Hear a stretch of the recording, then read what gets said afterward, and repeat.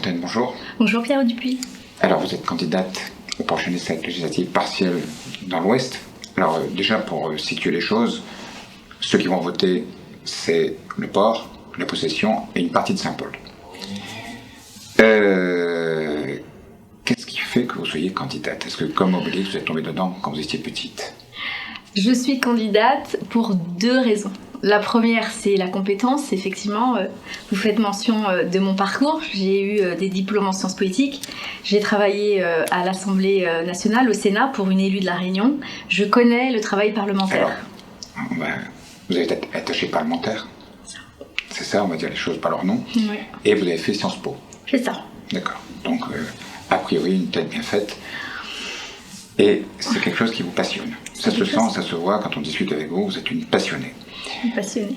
Donc, aujourd'hui, c'est le propos. Alors, ce n'est pas aussi, vous ne trouvez pas aujourd'hui, tout d'un coup, tiens, je vais faire candidate. Vous êtes une ancienne élue et une ancienne élue de l'équipe à Joseph Sinibalé. Est-ce que vous assumez tout le bilan de Joseph Sinibalé?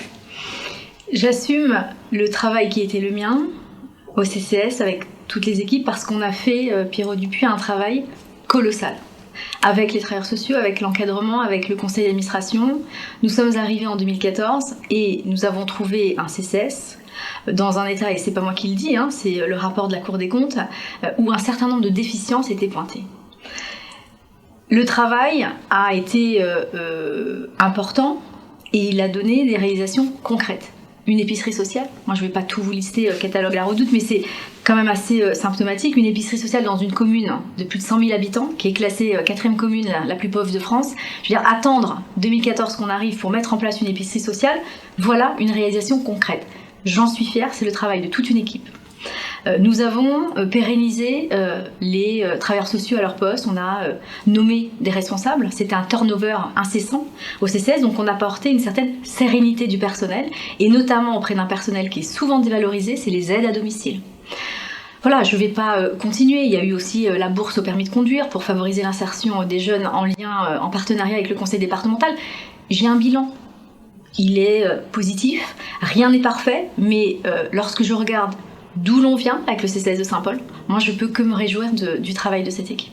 On va parler de votre programme après, mais si vous avez si bien travaillé avec ça, comment est-ce que vous expliquez que vous ayez perdu les municipales face à Huguette Bello? C'est une excellente question. Si on gagnait au travers de la réussite des projets, ça se saurait. Je pense que malheureusement, ce qui a pris le dessus, c'est les affaires, construites ou pas, exagérées ou pas.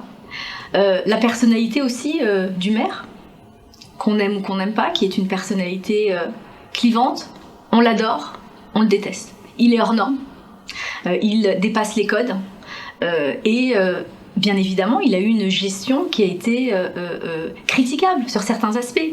Mais Pierre Dupuis, moi ce qui m'interpelle quand même, c'est qu'il y a eu des projets qui ont été faits. Il y a une école, je veux dire, il y a eu du concret. Quand on voit sur Saint-Paul les projets, notamment au niveau intercommunal, au niveau du TCO, il y a quand même des choses qui ont été réalisées, peut-être pas de manière parfaite, mais en tout cas, ça n'a pas suffi, comme vous le dites très bien, à retenir le vote des électeurs dans leur majorité. Ça, c'est peut-être une explication parmi... Aussi, peut-être. Je ne suis pas... Encore que non, parce qu'il a la forme. Puis Huguette Bello est passé beaucoup plus... Écoutez, je pense qu'ils sont de la même génération. Je ne suis pas certaine que ce soit vraiment la problématique de l'âge, parce qu'il est, sur ce point-là, je pense, bien plus dynamique que d'autres. Non, je pense que c'est l'accumulation d'un certain nombre de choses. Le pouvoir, alors peut-être le fait qu'il ait été... Moi, je pense que c'est le type de gouvernance. Le type de gouvernance qui a été mis en place et qui a été, sans nul doute, un mauvais choix stratégique. Alors, moi j'ai envie de rajouter aussi peut-être les divisions au sein de son équipe. Qui sont liées, à mon avis, à ce type de gouvernance.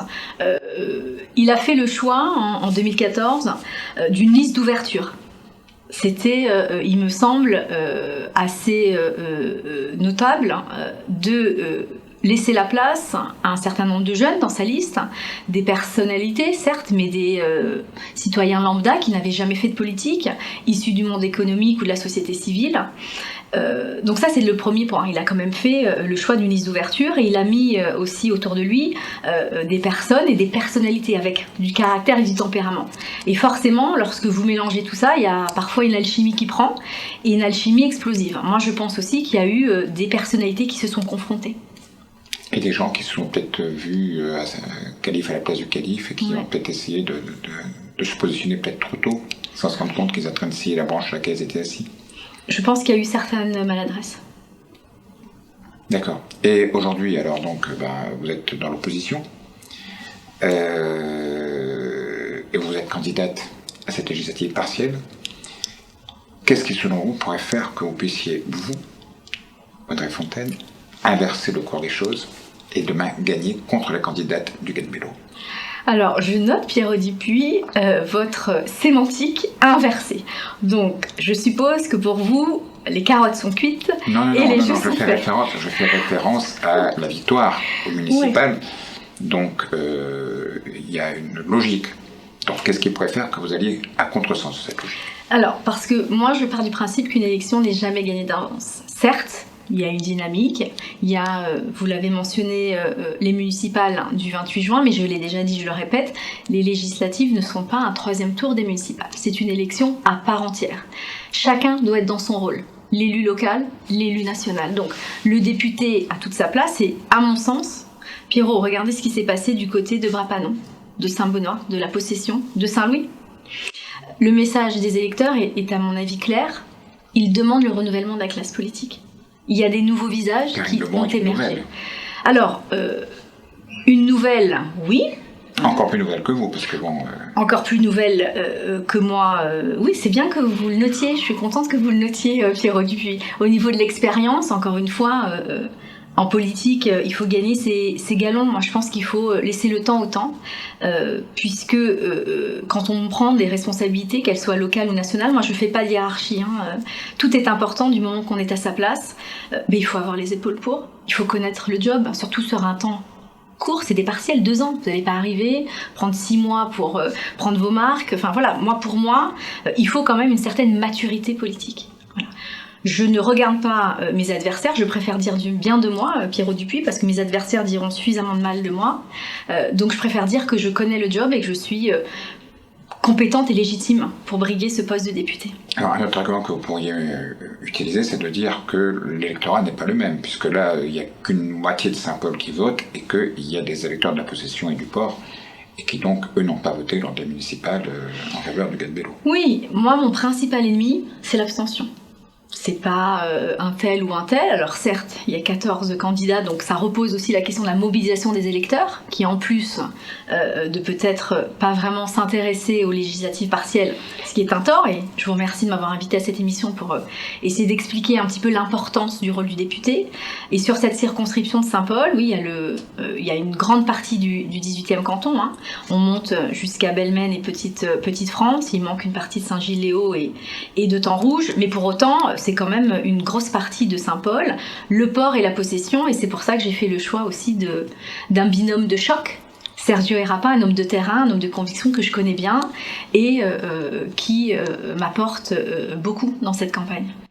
L'abstention, on s'attend à ce qu'elle soit encore plus forte que municipale, qui était déjà pas très bon. Est-ce qu'il n'y a pas un risque que ce très faible taux de participation fasse complètement le résultat? Moi, je pars du principe que lorsqu'on est élu avec un faible pourcentage, ça en dit long sur sa légitimité. Alors certes, on est dans un système où ce qui compte, c'est d'être qualifié au second tour et de gagner, mais je trouve que quand un électeur sur 3 ne se déplace pas pour voter, ça vous questionne quand même sur la légitimité. Donc moi, à mon sens, c'est jamais bon pour la démocratie. Mais alors là, pour une fois, on pourrait se dire que c'est peut-être pas le seul critère, qu'il y a un deuxième critère, c'est quand même le Covid, enfin, la Covid, puisque, pardonnez-moi, mais l'Académie française dit qu'il fallait dire la Covid, je trouve ça ridicule, mais enfin et que les gens, peut-être, auront peur d'aller voter. La Covid-19 a bouleversé le quotidien de tous, que ce soit les familles réunionnaises, que ce soit les chefs d'entreprise, à tous les niveaux, TPE, PME, que ce soit des boulangers, moi je pense aussi à nos hôteliers, à nos petits artisans. Moi, la priorité aujourd'hui, si c'est votre question que je devine, la priorité, c'est la santé des Réunionnais. On appliquera toutes les consignes décidées par monsieur le préfet. Après, les gestes barrières, le gel hydroalcoolique, enfin, je pense que c'est devenu quelque chose qu'on a intériorisé, que les Réunionnais ont intériorisé. Mais est-ce que vous seriez favorable, par exemple, à un report de cette élection ? Moi, je suis favorable à ce que la priorité soit donnée à la santé des Réunionnais. Je laisse au préfet la responsabilité qui est la sienne. Très bien, on va parler un instant de votre programme. Alors, qu'est-ce que vous allez proposer aux électeurs de cette circonscription pour leur donner envie de voter pour vous ? Alors, en toute logique avec mon parcours, il y a un fil rouge qui est la fibre sociale. J'ai travaillé au Sénat pour une élue qui était membre de la commission des affaires sociales et je ne sais pas si vous vous rappelez le petit pictogramme, je suis sûre que ça va vous rappeler quelque chose. Oui, mais on va en parler. Le pictogramme de la femme enceinte avec ce message de prévention sur les dangers de la consommation d'alcool. C'est le travail. Ben, voilà, donc vous me demandez... Et aujourd'hui encore, la loi porte son nom. Et vous voyez, donc encore une fois, quand les Réunionnais se posent la question, mais que fait un député ? Pourquoi je vais me déplacer le 20 septembre, Covid-19 ou pas ? Mais pour ça, parce qu'il y a du concret, parce qu'on fait du concret pour le quotidien des Réunionnais. Et qu'est-ce que vous aimeriez faire ? Alors, dans la continuité, je souhaiterais défendre 3 points. Je ne vais pas détailler l'ensemble de mon programme, mais 3 points essentiels. Le premier, c'est de défendre le financement de nos hôpitaux. Des hôpitaux mieux financés, mieux équipés, c'est des Réunionnais mieux soignés et en meilleure santé. Le deuxième point, c'est la santé mentale. La prise en charge de la santé mentale, c'est la deuxième cause de mortalité après les accidents de la route. Et enfin, j'accorderai une importance toute particulière à la lutte et à la prévention de toutes les formes de violence intrafamiliales. Pourquoi vous insistez sur toutes les formes de violence ? Moi, j'en vois une qui est évidente, les hommes sur les femmes, il y aurait quoi d'autre ? Vous êtes trop percutant. Ben justement, ce qu'il faut, alors ça c'est sûrement mon ancien poste en qualité de responsable adjointe à la maison départementale du port, où j'ai travaillé avec des équipes qui s'occupent de l'aide sociale à l'enfance. Les travailleurs sociaux, les éducateurs spécialisés et les enfants qui sont confiés au département. Les violences intrafamiliales, pourquoi j'utilise ce terme, Pierrot Dupuis, et pas le terme de violence conjugale ? Parce que l'un, très souvent, implique l'autre. C'est une dynamique. La violence qu'un concubin reproduit sur sa concubine ou réciproquement, il y a des conséquences sur les enfants quand ils en ont, sur les parents, on parle peu, mais il y a aussi des violences sur nos Gramoun. Et il y a des associations comme Alma, par exemple, mais plein d'autres qui font un travail formidable. Moi, j'estime que cette prévention, on doit la faire d'un niveau global, avec l'ensemble des professionnels. Il n'y a pas de sujet qu'on peut s'accaparer. Moi, je pense que c'est des sujets qui, en tout cas, intéressent bien évidemment les Réunionnais, qui m'intéressent. Et je pense que ma petite expérience à la maison départementale avec les travailleurs sociaux et les éducateurs spécialisés m'ont permis justement d'avoir cette vision globale du phénomène. Alors c'est étonnant que vous ne parliez que de social, parce qu'en général, quand on reçoit un candidat à la députation, il va nous parler de nouvelles routes, il va nous parler de nouveaux ports, il va nous parler de nouvelles cités, il va nous parler de plein de grands projets. Et vous, c'est vraiment cette fibre-là qui vous touche. C'est cette fibre qui me touche, mais ma particularité aussi, c'est de croire qu'on ne peut pas faire de social sans l'économie.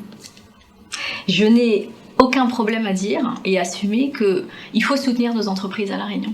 Il y a une problématique aussi qui m'interpelle, c'est la question de la trésorerie des entreprises aujourd'hui. Et une entreprise qui va bien, c'est une entreprise qui recrute. Dans une île où on a un jeune sur 2 de moins de 25 ans qui est au chômage, il me semble quand même important, quand bien même j'ai cette fibre sociale, de regarder ce qui se passe du côté de nos entreprises. Alors ça passerait par quoi ? Par des nouvelles mesures de défiscalisation ? Alors, je suis pas certaine que le système de niche sur niche ait fait ses preuves. En revanche... il n'y a jamais eu autant d'emplois créés qu'à l'époque de la défis. Alors, encore une fois, dans un secteur bien particulier sûrement, et notamment pour le BTP et la construction de logements, mais moi... Ce que j'aimerais défendre dans un premier temps, c'est les dispositifs qui marchent et qui existent, mais qui mériteraient peut-être d'être un peu toilettés. Je pense notamment à l'un d'entre eux, qui est la prime à l'embauche. J'ai reçu un certain nombre de chefs d'entreprise et je leur pose la question, mais la prime à l'embauche, là, 4 000 € quand même, c'est un nouveau dispositif, mais pour les jeunes qui recherchent des emplois pérennes, pourquoi ça recrute pas ? Pourquoi les jeunes se bousculent pas au portillon ? Qu'est-ce qui se passe ? Et on m'expliquait que les 4 000 que l'on gagnait d'un côté étaient grevés de l'autre avec les charges, et coûtaient 4 fois plus avec les charges sociales. Donc pourquoi ne pas rééquilibrer un petit peu le système de primes et le système d'exonération de charges sociales, sans que l'on me dise, en défendant l'un, je prends des stéréotypes, les gros patrons, je sois contre les jeunes. Moi, je suis contre le chômage, je ne suis pas contre les chômeurs, je suis pour les entreprises. Vous voyez, donc j'espère en tout cas être claire dans le message que je ne suis pas dans les clivages. Moi, je veux que La Réunion gagne. Et je pense qu'à un moment donné, il faut travailler en bonne intelligence avec tout le monde, sans carcan idéologique. Très bien. Je voulais juste, avant de vous quitter, préciser que j'ai lancé une invitation en direction de Karine Lebon pour faire la même interview que vous, et que j'attends toujours sa réponse. Je ne sais pas si elle viendra. Enfin voilà, en tous les cas, la démarche a été faite. Soyez persuasif, vous l'êtes, Pierrot Dupuis. Merci. Merci à vous. Et bonne chance à vous. Merci beaucoup.